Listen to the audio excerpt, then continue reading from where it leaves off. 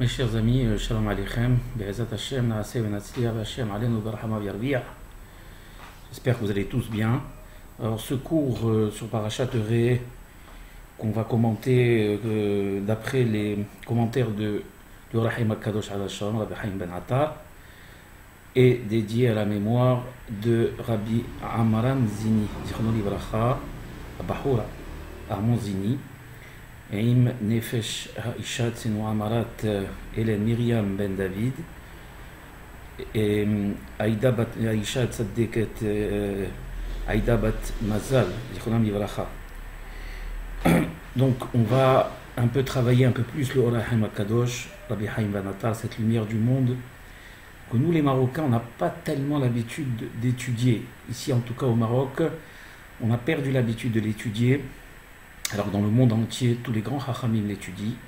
Alors on va se faire un devoir de rattraper ce retard et Be'ezat Hashem B'neder le plus possible commenter la paracha selon ses commentaires à lui, qui sont des commentaires extrêmement profonds.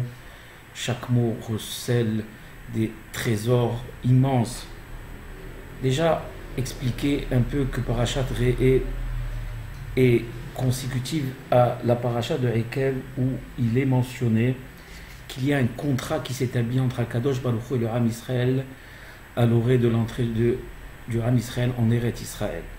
Eretz Israël n'est pas une terre comme toutes les autres terres, comme nous le stipule la paracha précédente où il est marqué qui a Aretz Asherata Basham Alerishta, cette terre que tu vas hériter, ne ressemble point à l'Égypte d'où vous êtes sortis. Là, tu devais semer ta graine et l'humecter à l'aide du pied, comme un jardin potager. C'est-à-dire que l'Égypte était une terre très fertile, mais où il ne pleuvait pas, et que toute la récolte dépendait du Nil, qui était à l'origine de l'abondance, et donc il suffisait de lever les vannes pour irriguer tous les champs. Mais le pays que vous allez conquérir, donc en l'occurrence Eretz Israël, est un pays de montagnes et de vallées. Donc à la différence de l'Égypte qui est une terre plane, Eretz Israël est une terre de montagnes et de vallées. Donc on ne peut pas l'irriguer comme en Égypte. Et quelle est la différence? Elle est abreuvée par les pluies du ciel. Donc déjà, Eretz Israël dépend du bon vouloir de Hakadosh Baruch Hu, fonction de la relation qu'on aura avec lui, en bien ou en mal. Un pays sur lequel veille l'Éternel, ton Dieu, et qui est constamment sous l'œil du Seigneur depuis le commencement de l'année jusqu'à la fin, comme est marqué Eretz Asher Adonai Elohecha Doreshota Tamid Eine Hashem Elokecha Ba Mireshit Hashana V'ad Harit Shana. Et ensuite on a V'ayem Shamuat Shishmu El Mzutai Hashem Nochem Esavetchem Ayom Le'ava Et Hashem Elohechem Avdo, etc., etc. À partir du Kriyat Shema que tout le monde connaît, dans lequel Akadosh Baruch Hu nous promet Berachot et Ashpa'a tant qu'on fera sa volonté, que malheureusement dès qu'on ne fera pas sa volonté, il y a marqué Ve'asat Hashamayim Ve'lohim Atar Ve'adama lo titen etivura Ve'atem mera meras haaretz v'asher Adonai noten lachem. Donc on voit que le contrat qu'on a quand on rentre en Eretz Israël, qui est différent de l'Égypte d'où vous venez, est une terre où il y a une condition. La condition, c'est bien se comporter différemment des autres nations, différemment de ce qu'on a eu l'habitude de voir pendant les 400 ans et de faire pendant les 400 ans en Égypte, car à la différence de l'Égypte, qui est une terre où il n'y a pas de connexion entre guillemets directe avec Akadosh Baruch Hu, cette terre ne dépendait pas de nos actions, et Akadosh Baruch Hu irriguait cette terre par l'entremise du Nil. Eretz Israël est une terre de harim et de gvarot, de montagnes et de plaines, qui dépend de la pluie et donc de la bonne volonté d'Akadosh Baruch Hu, car comme on sait, il y a 3 clés qui sont exclusivement entre les mains d'Akadosh Baruch Hu et pas ces malachim, qui sont Hayé, Maisonné, donc bien sûr la Parnassa, ensuite la Yoledet, c'est-à-dire donc l'enfantement, et bien évidemment la pluie, le matar, qui sont des clés qui sont entre les mains exclusives d'Akadosh Baruch Hu et qui dépendent de notre comportement. Donc la paracha de Re'eh, elle va donc abonder dans ce sens et nous indiquer la chose suivante d'entrée. Mehila. Voici. Voyez, je vous propose en ce jour d'une part la bénédiction et de l'autre la malédiction.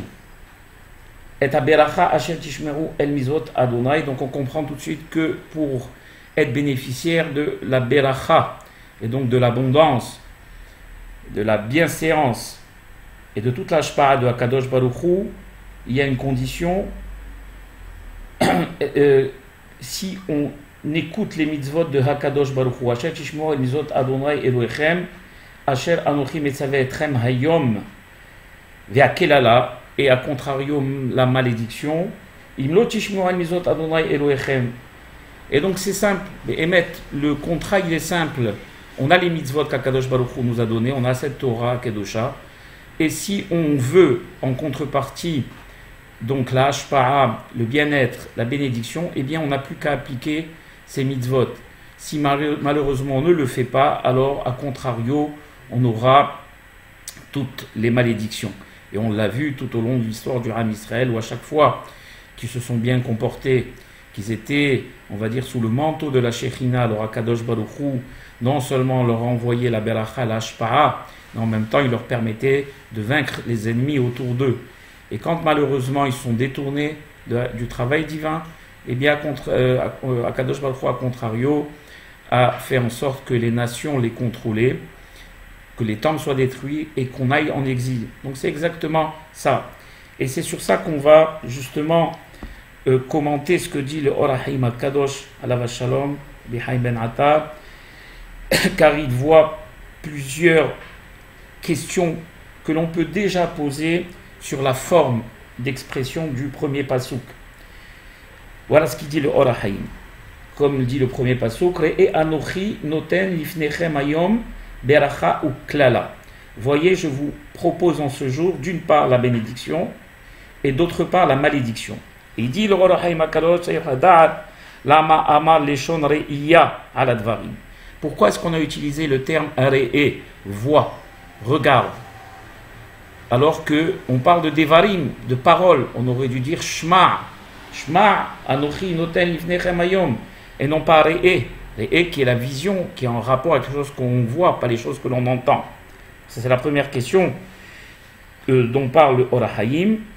Rod omro anochi, pourquoi est-ce qu'il dit aussi le pasuk re'e anochi noten lifnechem? On sait qu'il s'agit de Moshe, donc on aurait dû dire re'e noten Hashem, ou bien il aurait dû dire Moshe re'e Hashem noten lifnechem. Pourquoi re'e anochi? Pourquoi Moshe Rabbeinu s'introduit dans le pasuk? Qu'est-ce qu'il a en plus à apprendre en dehors de la parole d'Akadosh Baruch Hu? Rod omro anochi. Rod lama amar leshon yahid kevan shekol ha'parasha kula bishon rabim neemra. Il dit le Or HaChaim HaKadosh, pourquoi est-ce qu'il commence à la forme du singulier, re'e, alors qu'il aurait dû dire re'u, au pluriel? On sait qu'on s'adresse à tout le Ham Israël, et toute la paracha, dit le Or HaChaim HaKadosh, est dite au pluriel, puisqu'on s'adresse au peuple d'Israël. Alors il est évident qu'on aurait pu dire, parce qu'il s'adresse au peuple comme unité, comme entité, donc il dit re'e. Alors si c'était le cas, il aurait dû continuer à dire re'e anochi noten lifnecha, puisqu'il s'adresse au peuple. C'est ce que dit le Or HaChaim HaKadosh. Donc on recommence et on résume. Il y a trois questions que pose ici le Or HaChaim HaKadosh. Pourquoi est-ce qu'on dit re'e? Pourquoi est-ce qu'on utilise le terme re'e, le verbe re'e, alors qu'il s'agit de parole? On aurait dû utiliser le terme shma. La deuxième question que pose le Or HaChaim, c'est pourquoi anochi, que vient faire le terme anochi, qui veut dire moi, au milieu de ce pasouk. Et la dernière question, sur la première partie, que pose le Or HaChaim HaKadosh, pourquoi est-ce qu'il commence au singulier re'e, au lieu de dire re'u, alors que toute la paracha est dite au pluriel? Alors, voici comment répond le Or HaChaim. Il dit venir esha kavanahi ki les fiches bas leafhiram ba'olam ha'ilyon ulam'it kol tovot ha'olam hazeh, car comme il veut leur faire comprendre que le monde futur, le monde spirituel est le seul monde qui est un monde de vérité par rapport à ce monde matériel, ou la Ma'id Kol Tovot Olam Hazeh, qui veut leur faire diminuer, on va dire, les sensations du monde matériel, les détacher de la matière. Urdeshit amtu etzlam hadvarim seir she'amochiach yebo shne inyanim. Et pour que les choses soient acceptées par le Ham Israël, il faut que Moshe soit détenteur de deux choses. Lesquelles? La première, Shakir Hakarachushit Batuva Elyon. Je vais expliquer ce que ça veut dire. C'est-à-dire que celui qui leur demande de quitter ce monde matériel pour le monde spirituel, il faut qu'il soit connaisseur de ce monde spirituel. Et la deuxième chose, tu me demandes à moi de quitter le monde matériel, mais est-ce que toi, tu connais ce monde matériel? Parce que il est facile de demander à quelqu'un de quitter quelque chose, mais si on n'en a pas connaissance, la personne te répondra, mais qu'est-ce que toi tu connais du monde matériel? Est-ce que tu as connu toutes les jouissances du monde matériel? Est-ce que tu as connu tous les bienfaits du monde matériel? C'est comme si on demandait, par exemple, un pauvre venait et qu'il disait aux riches, quittez ce monde matériel, lancez-vous dans le monde spirituel, c'est le seul vrai monde, et qu'on lui réponde, mais toi tu es pauvre, tu n'as pas connu le monde matériel, tu n'avais pas ni jouissance, ni argent, ni voyage, ni bien, ni rien du tout, donc comment toi tu peux venir nous donner des leçons? Et c'est ce que dit ici le Or HaChaim HaKadosh, que pour que le discours de Moshe soit accepté, il fallait deux conditions. La première, qu'il connaisse le monde spirituel dont il parle, et la deuxième, qu'il ait connu aussi également le monde matériel.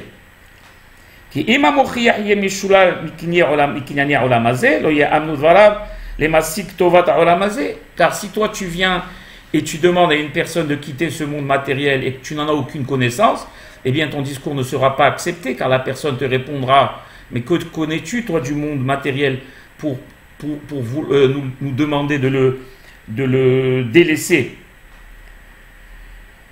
Si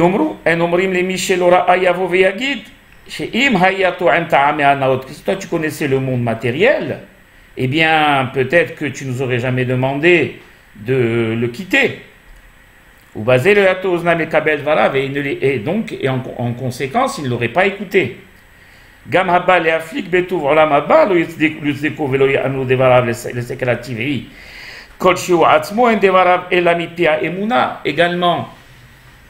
la question que l'on pose, si on demande à quelqu'un de quitter le monde matériel pour le Olam Haba, la personne peut lui répondre, est-ce que quelqu'un est déjà revenu du Olam Haba?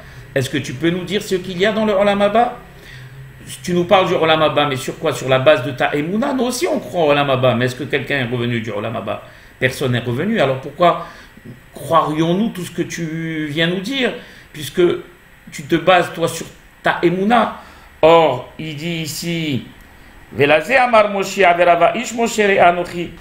que là, qu'est-ce que vient nous dire le Or HaChaim HaKadosh? Que Moshe Rabbeinu était détenteur de ces deux connaissances. La première des choses, c'est que il connaissait le Olam Haba, puisque lui-même y avait été. Moshe Rabbeinu n'avait pas demandé de quitter ce Olam Hazeh pour le Olam Haba par simple émouna, mais par connaissance concrète des choses, puisqu'on sait qu'il était monté au Har Sinaï, et qu'Akadosh Baruch Hu lui avait montré toutes les dorotes, et qu'à la différence de tous les Nevi'im, c'est le seul à avoir vu le Olam Haba. On sait que même Iyov lui-même n'avait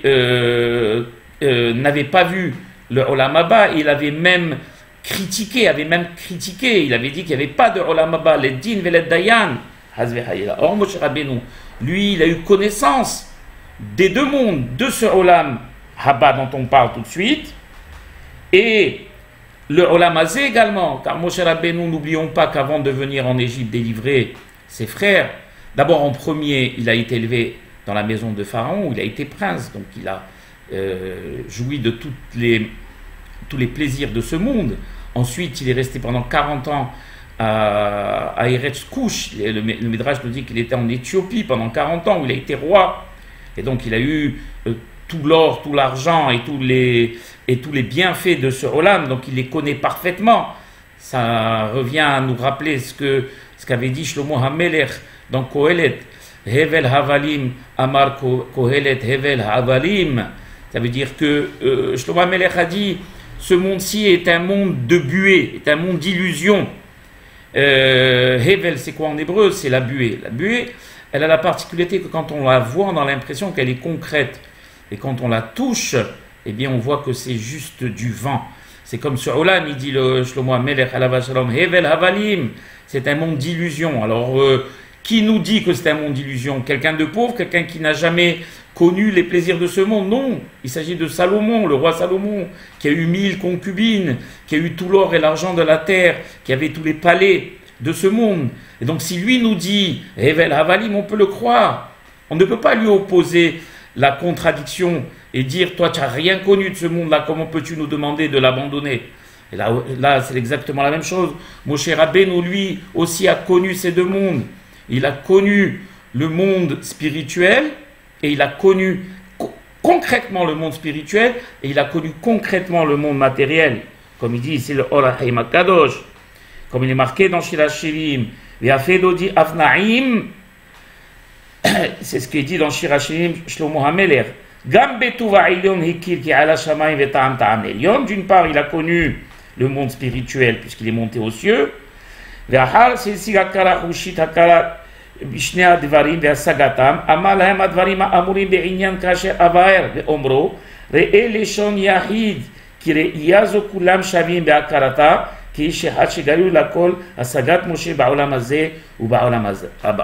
il répond ici le Or HaChaim HaKadosh sur la première question qu'on s'est posé. Pourquoi est-ce qu'il n'a pas dit Réou, il a dit Réé?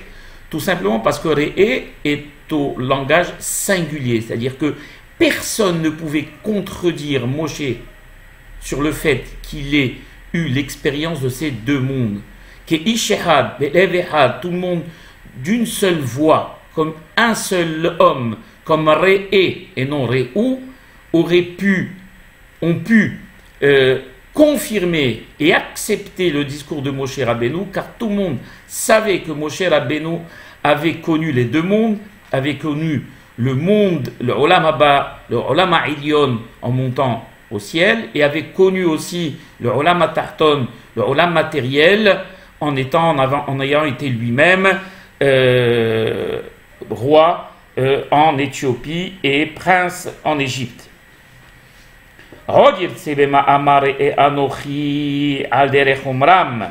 Alors maintenant, on va essayer de comprendre pourquoi est-ce qu'il y a marqué Ré et Anochi. Pourquoi Anochi? Que vient faire le terme Anochi? Al derech omram, Yachol Adam la'asot, le Rambam nous dit Yachol Adam la'asot atzmo ke Moshe Rabbeinu.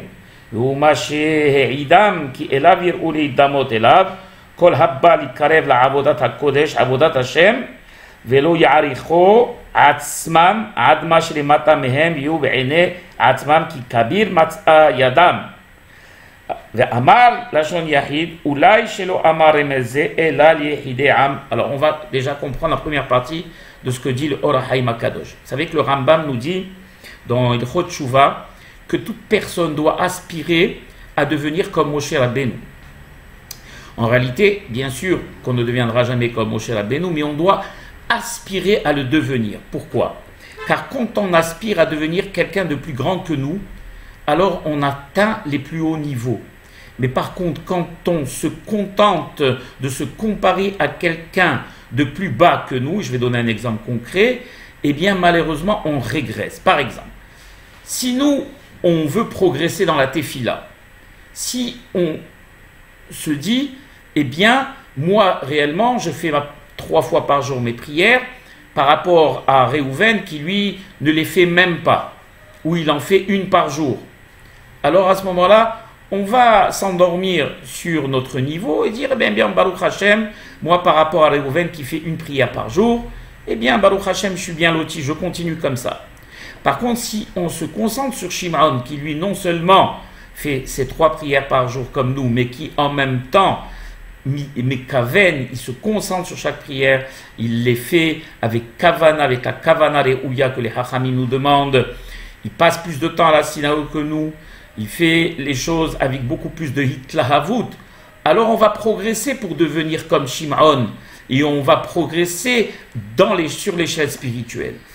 Et alors, c'est ce que nous disent ici les Hachamim. J'avais posé la question une fois, quand j'étais arrivé à la Yeshiva, à mon Rav Kollel, et le Rav du Kollel m'avait dit, Yaakov, à quoi tu aspires? Eh bien, je lui ai dit, j'aspire à devenir un bon Kollelman, un bon Avrer.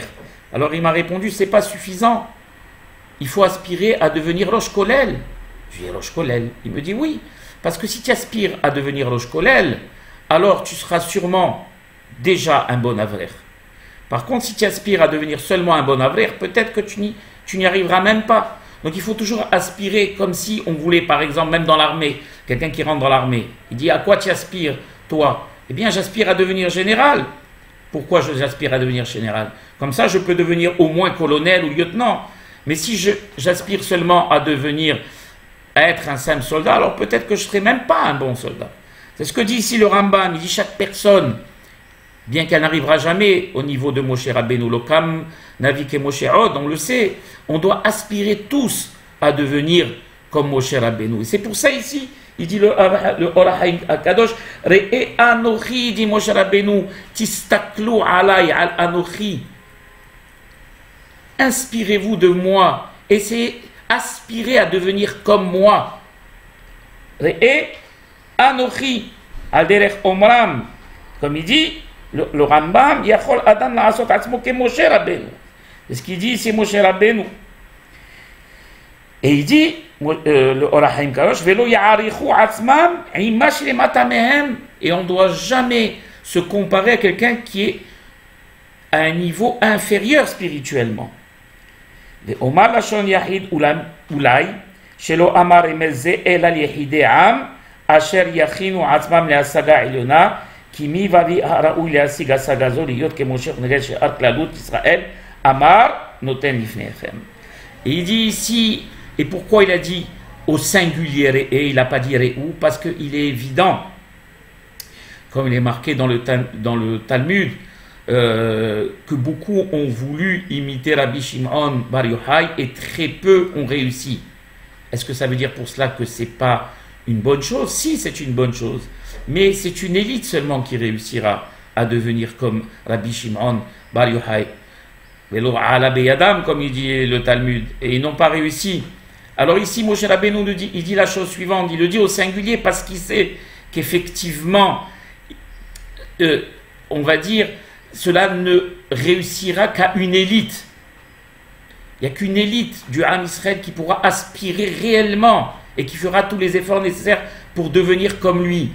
Mais la plupart des personnes, eh bien, eux ne le pourront pas. C'est pour ça qu'il dit après, Lifnechem, noten Lifnechem, au début il parle du singulier, et pour l'élite, et ensuite pour, on va dire, la plupart du Ham Israël, il dit Lifnechem, Amar noten Lifnechem. Donc on résume, ici le Or HaKadosh il nous dit, pourquoi on s'est posé la question, il a commencé, il a dit Anochi déjà, et bien donc on comprend que Moshe Rabbeinu Anochi parlait de lui, en disant, inspirez-vous de moi et aspirez à devenir comme moi.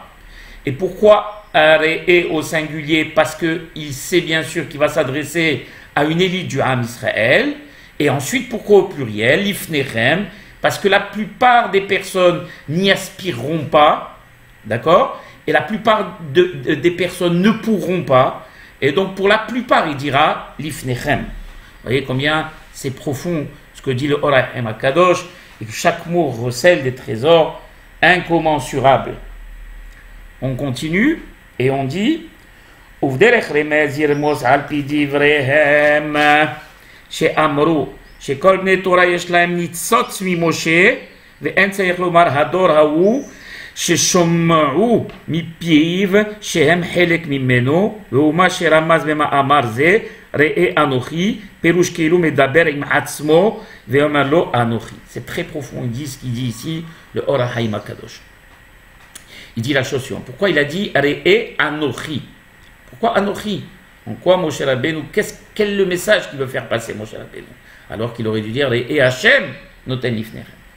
Et là, ils disent les Hachamim quelque chose, il dit le Or HaKadosh, ce que disent les Chachamim, quelque chose d'assez connu, que Moshe Rabbeinu, il était, on va dire, l'âme principale dans laquelle étaient inclus toutes les âmes de sa génération.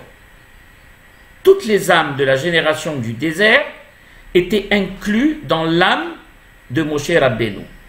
Un Talmid Chacham aujourd'hui, on l'appellera Nitzot, c'est-à-dire étincelle de l'âme de Moshe Rabbeinu. Comme dans la Gemara, des fois dans le Talmud, quand un Talmid Chacham dit quelque chose, il y a marqué Yafé Moshe Ka'amar. Yafé Moshe Ka'amar. Or qu'est-ce que ça veut dire et Moshe a bien dit. Alors, il ne s'agit pas de Moshe, ça veut dire du Talmid Chacham. Et là, tout Talmid Chacham, ils disent les Chachamim, ont l'étincelle de l'âme de Moshe Rabbeinu. Mais par contre, en ce qui concerne la génération du désert, eh bien, toutes les âmes de cette génération est comprise dans l'âme de Moshe Rabbeinu. D'ailleurs, quand on dit déjà que quand Hakadosh Baruch Hu a voulu Hazve Halila éliminer le Ham Israël à la suite de la faute du Hegel, Moshe Rabbeinu a dit Veim aïn mehenina misifrecha asher katavta. Qu'est-ce que ça veut dire? Pourquoi il a dit mehenina? Et les Chachamim nous disent mehenina otiot menoah. Menoah. Ça veut dire quoi? Je vais vous expliquer. La Kabbalah nous enseigne que Moshe Rabbeinu était la réincarnation de Noé. On sait que Moshe Rabbeinu c'est Otiot Moshe, qui veut dire Moshe même, Shin qui veut dire Shet, d'accord, et He qui veut dire Hevel. Mais Moshe Rabbeinu, il contenait en lui plusieurs âmes. Il avait bien sûr sa Neshama à lui, il avait la Neshama de Shet, il avait la Neshama de Hevel, mais il était la réincarnation de Noah. Comment on le sait qu'il était la réincarnation de Noah? Car à l'époque déjà de Noah, le monde devait recevoir cette Torah. Il devait la recevoir. Kadosh Baruch Hu devait leur donner la Torah. Et malheureusement, ce n'était pas une génération méritante. C'était une génération de pécheurs et de fauteurs. Et donc, la Torah étant comparée à l'eau, ils devaient recevoir, on va dire, cette Torah l'eau, mais de manière spirituelle.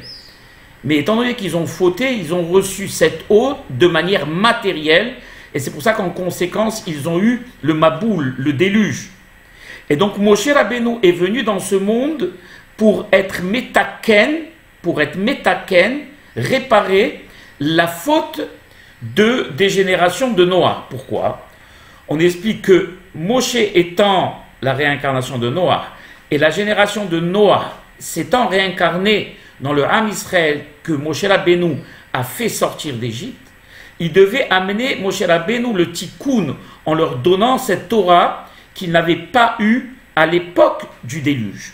C'est pour ça qu'il a dit d'ailleurs Moshe Rabbeinu, et moi je suis venu dans ce monde pour être métaken, pour réparer la faute de Noah qui n'a pas prié pour sa génération. Je viens ici prier pour cette génération réincarnée. Je te demande de ne pas l'exterminer. Mais si tu ne le veux pas, alors Mehenina, c'est-à-dire que je ne ferai pas réparation de ce que je suis venu faire. Et donc c'est comme si tu m'avais effacé. Et c'est pour ça que Mehenina, c'est Otiot Menoah, les eaux de Noah. D'ailleurs, on voit ici aussi, Hamim, les kabbalistes nous expliquent qu'il y a des similitudes entre Noah et Moshe Rabbeinu. Noah était dans la Teva, donc dans l'arche, et Moshe Rabbeinu était aussi sur le Nil, dans la Teva.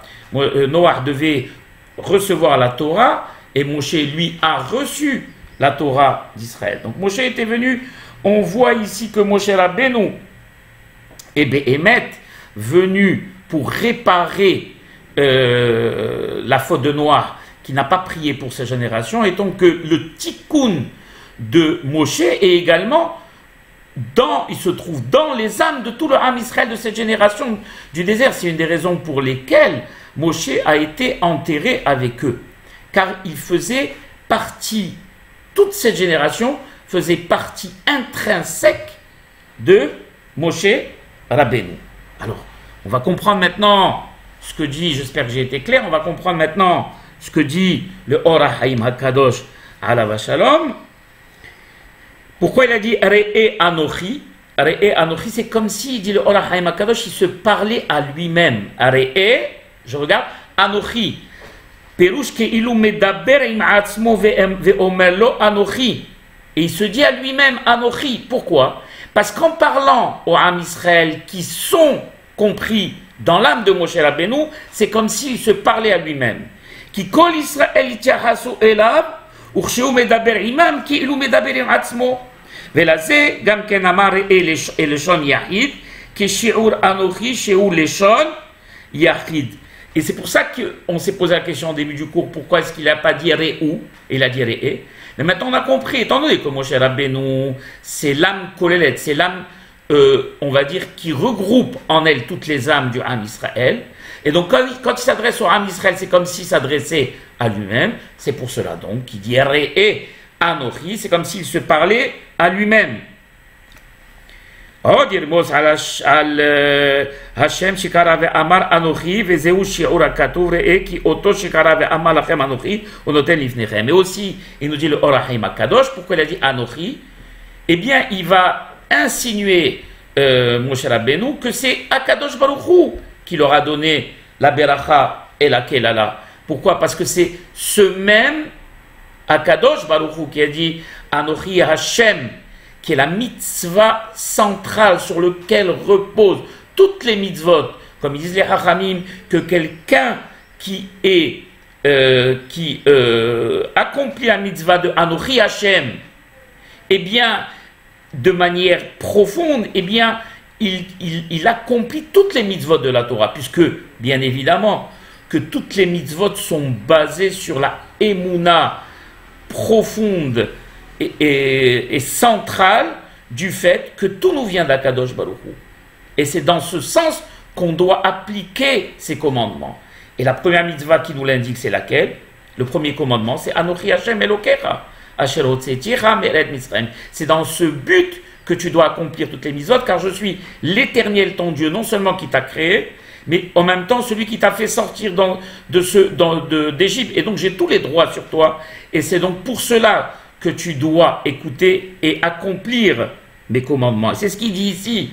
Et il explique le Or HaHaim HaKadosh, où il dit que Moshe Rabbeinu a fait un remez, une insinuation en disant Re'e Anochi, qui c'est qui vous donne la beracha et la kelala? C'est celui qui a dit, l'entité divine qui a dit Anochi Hashem Elokecha. ואומרו ראה לשון יחיד כי בערך דבר זה כולם יהיו שווים כאחד לדעת כי השם הוא הנותן לפניהם ברכה וקללה. Et pourquoi il a dit bien sûr au singulier? Car il ne peut pas y avoir de contradicteur à cela. C'est Akadosh Baruch Hu qui a fait sortir le peuple d'Égypte, c'est Akadosh Baruch Hu qui leur a donné cette Torah et ces mitzvot. Belev echad keish echad. Et c'est pour ça qu'on le dit bien sûr, bien évidemment, au singulier. J'espère qu'il y a beaucoup d'autres choses à dire, bien évidemment, mais comme je limite mes cours au moins de temps possible, alors on va s'arrêter là. Baruch Adonai le'olam, amen ve amen, imloch Adonai le'olam, amen ve amen.